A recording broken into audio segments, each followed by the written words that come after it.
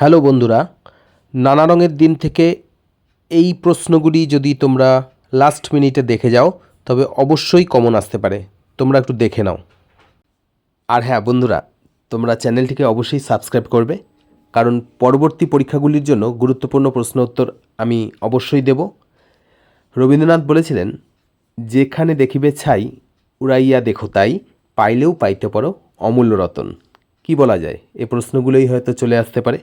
সুতরাং তোমরা চ্যানেলটিকে অবশ্যই সাবস্ক্রাইব করবে। ধন্যবাদ।